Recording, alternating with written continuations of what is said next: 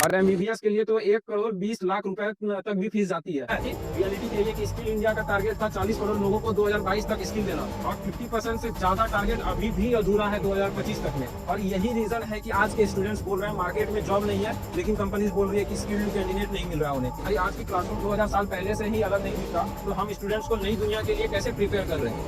कमर कसना $5 बिलियन के लक्ष्य को प्राप्त करने के लिए एआई और मशीन लर्निंग जो कि 21st सेंचुरी के हर एक फील्ड में मोस्ट इंपोर्टेंट स्किल हो चुका है आज के टाइम में, यहाँ हमारे एजुकेशन सिस्टम में तो उसकी एक भी जरा बेसिक नॉलेज भी नहीं दी जा रही है।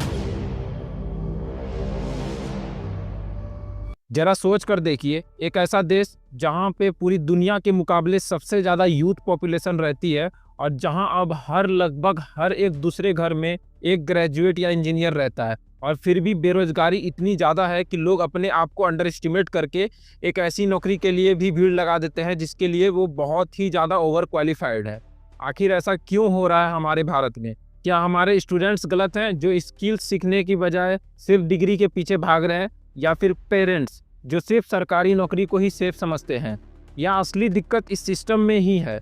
एक ऐसी गवर्नमेंट जिन्होंने प्रोमिसेस तो बहुत बड़े बड़े किए, लेकिन ग्राउंड रियलिटी में इसका कुछ भी नहीं हो रहा है। एक तरफ हमारे प्राइम मिनिस्टर मोदी जी बोल रहे हैं कि इंडिया जीडीपी में वर्ल्ड में 3rd नंबर पे आ जाएगी कुछ ही दिनों में, और उन्होंने दावा किया था कि 2024 तक भारत जो है वो $5 बिलियन इकोनॉमी तक टच कर जाएगा। लेकिन अभी जनवरी 2025 भी आ गई है, लेकिन अभी तक जीडीपी जो है वो अपनी $3.5 ट्रिलियन की ही है।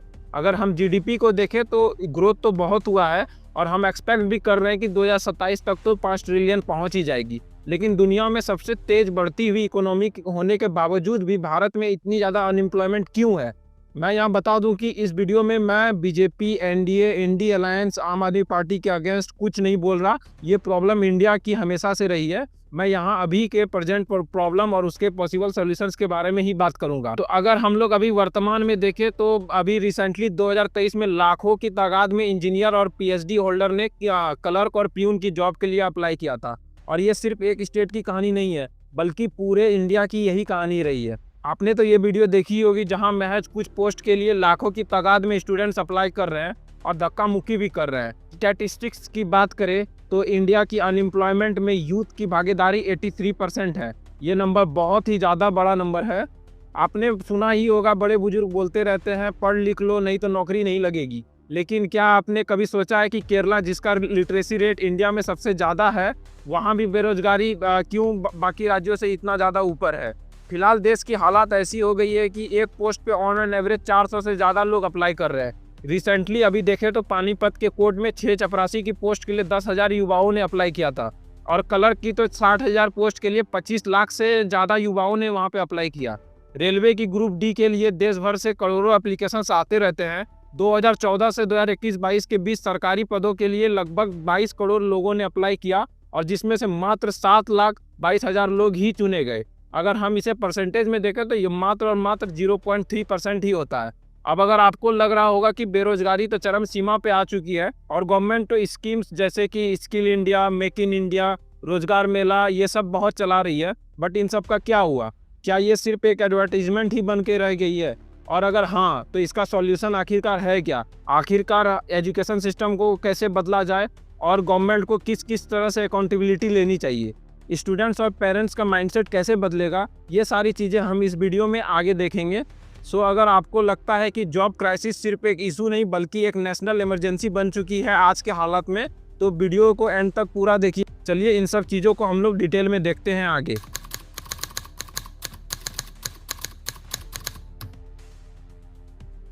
तो शुरू करते हैं सबसे पहले एक बेसिक से सवाल से। एजुकेशन का आखिरकार मतलब क्या होता है? नॉलेज देना, स्किल डेवलप करना, या सिर्फ आजकल की तरह डिग्री देना? अच्छा, अभी आप एक चीज़ सोचिए, ये है कार 50 साल पहले और ये है अभी की कार्स। ये है टेलीफोन्स 50 साल पहले और ये है अभी के स्मार्टफोन्स। ये है क्लासरूम 2000 साल पहले और ये है आज के इंडियन क्लासरूम। सबसे पहले सोचने वाली प्रॉब्लम यही है कि अगर हमारी आज की क्लासरूम 2000 साल पहले से ही अलग नहीं दिखता तो हम स्टूडेंट्स को नई दुनिया के लिए कैसे प्रिपेयर कर रहे हैं? एजुकेशन सिस्टम का तो फंडामेंटल ही था स्टूडेंट्स को फ्यूचर रेडी बनाना, लेकिन आज हम सिर्फ उन्हें रट्टा मारने और मार्क्स लाने के लिए ही तैयार कर रहे हैं। और यही रीज़न है कि आज के स्टूडेंट्स बोल रहे हैं मार्केट में जॉब नहीं है, लेकिन कंपनीज बोल रही है कि स्किल्ड कैंडिडेट नहीं मिल रहा उन्हें।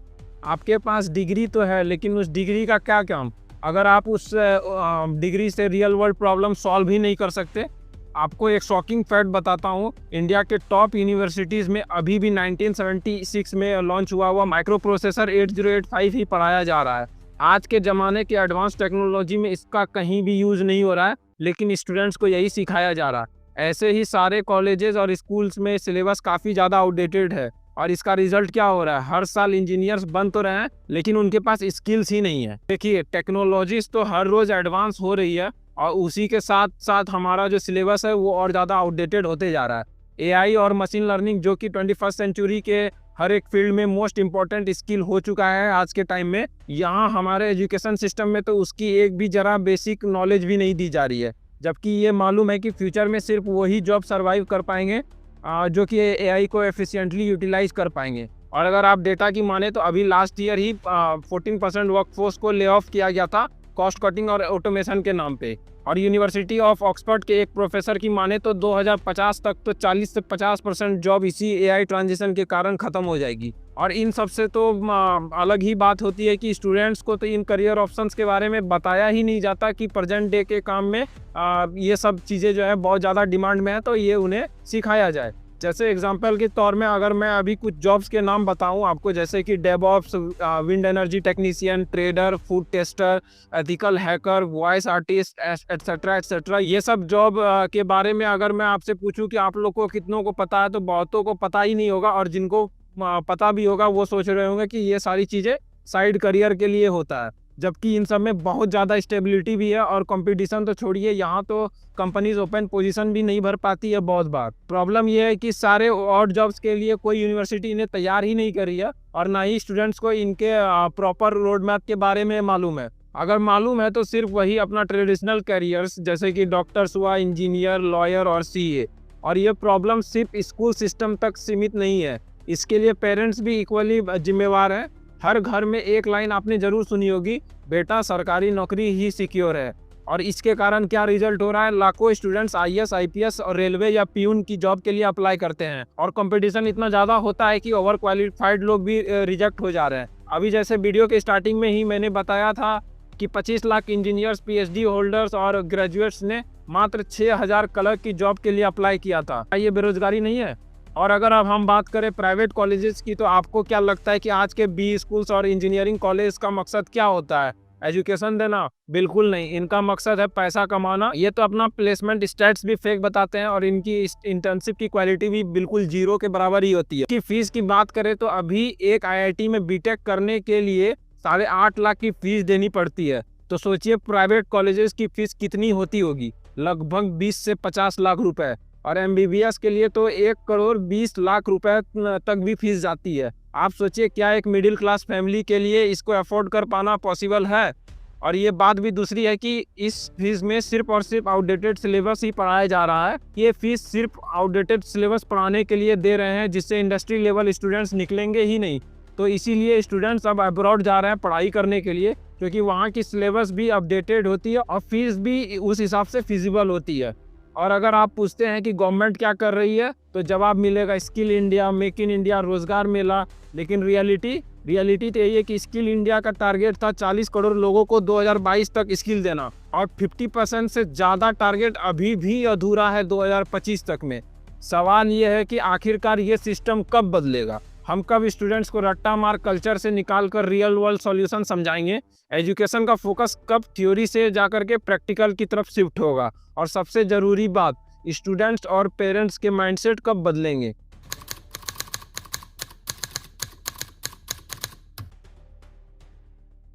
अब हम बात करते हैं गवर्नमेंट की, उन प्रोमिसेस की जो हर इलेक्शन के टाइम पे बड़े बड़े स्टेज पर किए जाते हैं।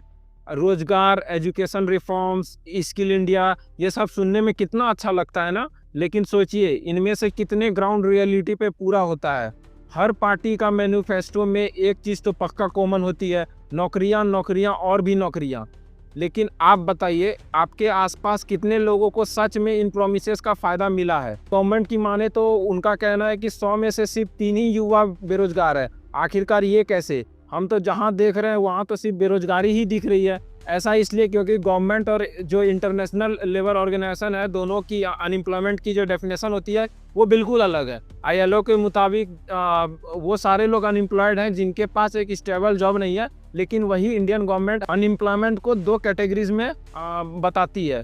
पहला तो जो पूरे एक साल में किसी भी 30 दिन काम करके कमाए वो एम्प्लॉयड कहलाएगा, और दूसरा जो कोई एक वीक में किसी भी दिन 1 घंटे भी काम कर रहा है तो वो भी एम्प्लॉयड कहलाएगा। तो यहाँ तो साफ साफ पता चल रहा है कि ये सर्वे उतना रिलायबल है ही नहीं। तो एक उदाहरण के तौर पे देखते हैं। मान के चलिए कि जिस दिन सर्वेयर आया और उस दिन कोई छोटा काम करने भी गया, जैसे कि नाला साफ करना या किसी के यहाँ ईंट ढोना, तो उसको भी एम्प्लॉयड की कैटेगरी में रखा जाएगा, क्योंकि वो तभी एम्प्लॉयमेंट में ही है। ये बात करेंगे कि स्टूडेंट्स, पेरेंट्स, टीचर्स और गवर्नमेंट का रोल क्या होना चाहिए, और सबसे बड़ी बात कैसे माइंडसेट बदलने से नौकरी का ये जो क्राइसिस है वो सॉल्व हो सकता है। इन सबसे पहले हम देखते हैं एक शॉकिंग स्टैटिस्टिक, जैसे कि इंडिया में केरला का लिटरेसी रेट सबसे ज़्यादा है, लगभग 94%, लेकिन वहीं केरला बेरोजगारी के मामले में सबसे ऊपर है। आखिर कैसे? एजुकेशन है लेकिन नौकरियां ही नहीं है। ये एक सिस्टम फेल्योर का सबसे बड़ा एग्जाम्पल हो जाता है। अब एक सवाल उठता है, अगर हमारे पास इतनी बड़ी यूथ पॉपुलेशन है तो इंडिया ग्लोबल मैन्युफैक्चरिंग हब क्यों नहीं बन सकता है? पास्ट में अगर हम देखें तो कुछ इनिशिएटिव्स तो गवर्नमेंट ने लाई है, जैसे कि मेक इन इंडिया और PLI स्कीम्स, लेकिन क्या ये काफ़ी है? आज भी चाइना कहीं आगे हमसे मैन्युफैक्चरिंग में है और हम बस टारगेट्स की ही बातें करते रहते हैं। स्किल इंडिया की बात करें तो 2022 तक इसका टारगेट था 40 करोड़ लोगों को एम्प्लॉयमेंट देना, लेकिन 2025 तक भी ये टारगेट अभी तक अधूरा ही हो पाया है। रोजगार मेला के इवेंट्स तो अनाउंस किए जाते हैं, लेकिन उनका इम्पैक्ट आपके आसपास कहीं नज़र आ रहा है? रियलिटी ये है कि पॉलिसी सिर्फ पेपर पर ही बनती है, इम्प्लीमेंटेशन ग्राउंड पर होता ही नहीं है। और अगर कुछ काम करने को जाओ तो बाबू लोग तो पैसा खिलाना, ये तो आजकल बहुत ही आम बात हो चुकी है। और इसके अलावा जो एक बड़ी दिक्कत है वो है स्टेट वर्सेस सेंट्रल गवर्नमेंट की रेस्पॉन्सिबिलिटी। देखिए, अगर एजुकेशन के बारे में बात करें तो एजुकेशन जो है वो उसका मेजर कंट्रोल स्टेट गवर्नमेंट के पास ही होता है। पर सोचिए, क्या सभी स्टेट अपना काम कर पा रहे हैं? एक तरफ उत्तर प्रदेश जहां भारत की सबसे ज़्यादा यूथ पॉपुलेशन है, और दूसरी तरफ स्टेट्स जहां इंडस्ट्रीज या पॉलिसीज़ का एक प्रॉपर मॉडल तक भी नहीं है। महाराष्ट्र और तमिलनाडु जैसे स्टेट्स ने मैन्युफैक्चरिंग में कुछ प्रोग्रेस तो ज़रूर किया है, लेकिन वो भी उतना ज़्यादा प्रोग्रेस नहीं है कि ये पूरी इंडिया के लिए सफिशिएंट हो। और क्या हम यूपी जैसे लार्ज पॉपुलेशन वाली स्टेट्स की पोटेंशियल को प्रॉपरली यूटिलाइज भी कर रहे हैं? और अब बात करते हैं स्टूडेंट माइग्रेशन की। हर साल हज़ारों स्टूडेंट्स डेवलप्ड नेशन में जाने की कोशिश करते हैं, जैसे कि USA, कनाडा, जर्मनी, ऑस्ट्रेलिया, क्योंकि वहाँ की एजुकेशन और जॉब अपॉर्चुनिटीज़ का स्टैंडर्ड्स भी बहुत ज़्यादा अच्छा है। लेकिन वहाँ के वीज़ा रेस्ट्रिक्शंस और कॉम्पिटिटिव एग्ज़ाम्स की वजह से उन्हें वहाँ पे जॉब उतनी अच्छी से मिल नहीं पाती, और वो यहाँ पे आकर के फिर वापस से अनएम्प्लॉयमेंट की ही दायरे में आ जाते हैं। और उसी तरह यहाँ पे एक बहुत इंस्पिरेशनल बात भी आती है, जैसे कि अगर हम लोग जापान को देखें जहाँ यूथ की बहुत ज़्यादा कमी है, वहाँ नौकरियाँ उन लोगों के लिए अवेलेबल है जो स्किल्ड हैं। पर वहाँ पे हमारा इंडिया, जहाँ पे यूथ की कमी नहीं है लेकिन स्किल्ड लोगों की तो बहुत कमी है। आप समझिए, हमारे देश के पास पोटेंशियल तो है, रिसोर्सेज भी है और काम करने के लिए यूथ भी है, फिर भी हम ग्लोबली क्यों पीछे हैं? इसका जवाब एक ही है, गवर्नेंस और प्लानिंग की कमी। हाँ, कुछ स्टेट गवर्नमेंट्स ने अपनी तरफ से तो कुछ पहल तो किया है, जैसे कि राजस्थान के राज्य कौशल योजना और पंजाब के स्किल डेवलपमेंट प्रोग्राम और गुजरात के इंडस्ट्रियल हब ने थोड़ा प्रोग्रेस जरूर दिखाया है। लेकिन सोचिए, क्या ये सब इतना ही काफ़ी है? जब तक सारी स्टेट्स एक साथ आगे नहीं बढ़ती तब तक पूरे देश का डेवलपमेंट पॉसिबल ही नहीं है। इंडिया विश्व गुरु बने ना बने, लेकिन एग्रीकल्चर हब जरूर बन सकता है। बस सरकार को ज़रूरत है लोगों को जागरूक करना, और वो भी मोस्टली रूरल एरियाज़ में, और उनको एग्रीकल्चर का प्रॉपर नॉलेज देना। कुछ जॉब्स जैसे कि beekeeping, organic farming, goat farming, husbandry इत्यादि ऐसी बहुत सारी चीज़ें हैं जिससे लोग अच्छे पैसा कमा सकते हैं, और मार्केट में भी इसकी डिमांड जो है दिन ब दिन बढ़ती जा रही है। अब इससे यही सवाल बनता है, क्या हमारे लीडरशिप इलेक्शन के प्रॉमिस तक ही लिमिटेड हैं, या फिर ग्राउंड रियलिटी पर भी कुछ करने का प्लान है? Skill India, make in India, रोजगार मेला, ये सिर्फ स्लोगन है या सच में एक सॉल्यूशन भी हो सकता है? इन सब का जवाब हमें हमारे चुने हुए सरकार से मिलना चाहिए।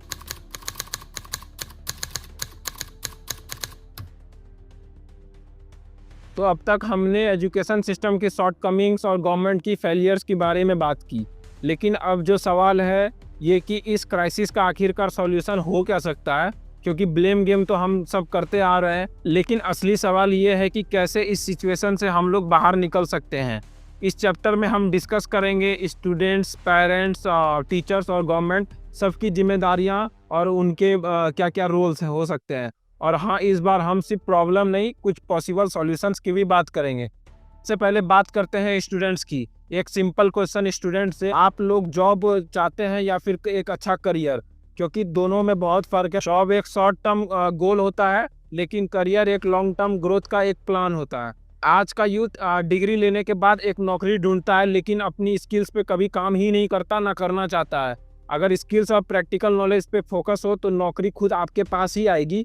हार्वर्ड बिजनेस रिव्यूज़ के एक आर्टिकल के हिसाब से ग्लोबल जॉब मार्केट में आने वाले 10 साल के अंदर एआई, डेटा एनालिटिक्स और रिन्यूएबल एनर्जी के एक्सपर्ट्स की बहुत ज़्यादा डिमांड होने वाली है। तो सोचिए, क्या आप इन इंडस्ट्रीज़ के लिए रेडी भी हैं? आप अपने करिकुलम के साथ एक अल्टरनेटिव स्किल सीखने पे ज़रूर ध्यान दें, क्योंकि ये स्किल्स अब सिर्फ इम्पॉर्टेंट नहीं है बल्कि कंपलसरी हो गया है कि ये स्किल्स आपको आनी ही चाहिए आज के मार्केट में। अब आते हैं पेरेंट्स के रोल की तरफ। हर घर में आपने ये बात तो ज़रूर सुनी होगी, बेटा सरकारी नौकरी ही सिक्योर होती है। और इस माइंडसेट का नतीजा ये है कि लैक्स ऑफ ग्रेजुएट छोटी जॉब के लिए अप्लाई करते हैं। एक स्टडी के हिसाब से महाराष्ट्र के एक रिक्रूटमेंट ड्राइव में 4600 क्लब की जॉब के लिए 8 लाख लोगों ने अप्लाई किया था, जिनमें से कई बीटेक, एमबीए, पीएचडी होल्डर्स भी थे। पेरेंट्स को ये समझना होगा कि सरकारी नौकरी के अलावा भी दुनिया में बहुत सारी अलग अपॉर्चुनिटीज़ भी होती है। अगर वो अपने बच्चे को एक्सप्लोर करने का मौका दे, तभी वो नए करियर्स के पाथ तरफ वो जा कर के और भी ज़्यादा एक्सप्लोर कर सकते हैं। और बात करें टीचर्स की, सोचिए एक क्लासरूम में पढ़ाई कैसे होती है, थ्योरी बेस्ड लर्निंग जिसमें सिर्फ रट्टा मारने का प्रेशर होता है। लेकिन अगर हम कुछ कंट्रीज देखें जैसे कि फिनलैंड, जो एजुकेशन सिस्टम में सबसे आगे है, वहाँ स्किल्स और प्रॉब्लम सॉल्विंग पे ही ज़्यादा फोकस होता है। इंडिया के टीचर्स को सिर्फ सिलेबस पूरा करने के बजाय स्टूडेंट्स की स्किल को भी नर्चर करना होगा। टीचर्स के पास इनफ टाइम होता है दोनों को बैलेंस्ड वे में सिखाने का, वरना अगर वो नहीं कर पा रहे तो वो डेवलप्ड नेशन के स्टाइल को देखकर वो अपना सकते हैं ये सारी स्टाइल। और अगर वो रियल वर्ल्ड सिनेरियोज भी सिखाएंगे तो स्टूडेंट्स और भी इंटरेस्ट से उनसे पढ़ाई करेंगे और ध्यान देंगे। तो टीचर्स तो रियल वर्ल्ड प्रॉब्लम को कैसे सॉल्व करें ये उनको सिखाना होगा। अब सबसे ज़रूरी हम लोग आते हैं गवर्नमेंट्स की ओर। आप स्किल इंडिया, रोजगार मेला जैसे प्रोग्राम अनाउंस तो करते हैं, लेकिन इनका इम्प्लीमेंटेशन कहीं होता ही नहीं है। इसका एक सॉल्यूशन ये हो सकता है कि गवर्नमेंट स्टेट और सेंट्रल लेवल पर इंडस्ट्रीज के साथ एक पार्टनरशिप बनाए और वहाँ के इंडस्ट्रीज हब के लिए नेटवर्क चेन क्रिएट करे, जहाँ पर स्टूडेंट्स को इंटर्नशिप और रियल वर्ल्ड का एक्सपोजर भी मिले। और इसलिए तमिलनाडु के इंडस्ट्रियल ट्रेनिंग हब्स एक बहुत अच्छा एग्जाम्पल बन जाता है यहाँ पे। लेकिन ऐसा मॉडल को नेशनल वाइड इम्प्लीमेंट करना होगा गवर्नमेंट को स्टूडेंट्स और टीचर्स को सपोर्ट करना होगा।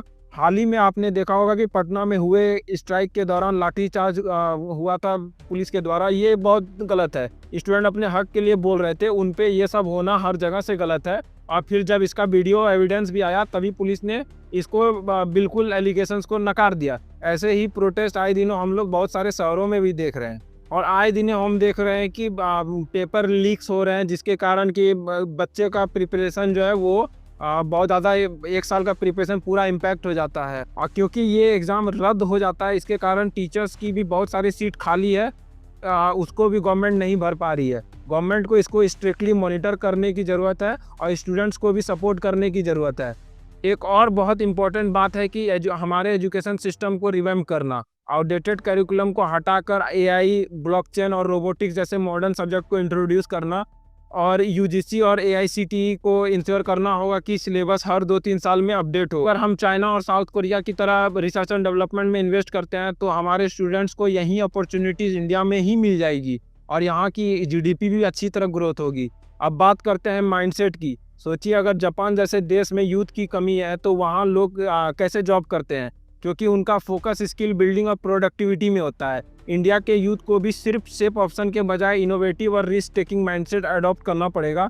जैसे कि स्टार्टअप्स एक बहुत अच्छा सॉल्यूशन हो सकता है, लेकिन तब जब गवर्नमेंट उन्हें सपोर्ट करे और प्रॉपर रोड मैप और सब्सिडी भी दे।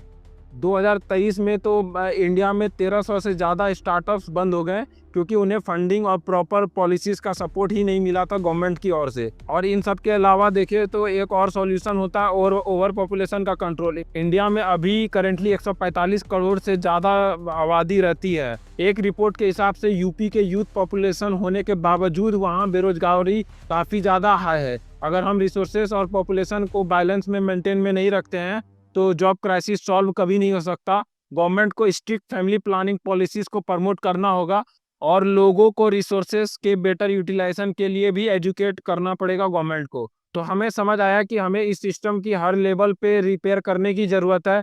वो स्टूडेंट्स, पेरेंट्स, टीचर और गवर्नमेंट सबको अपनी जिम्मेदारी समझनी होगी। लेकिन ज़रा आप सोचिए, क्या ये चेंज करने के लिए आप और हम सब तैयार हैं? अगर वीडियो अच्छी लगी हो तो लाइक, शेयर और सब्सक्राइब ज़रूर करें। Thank you.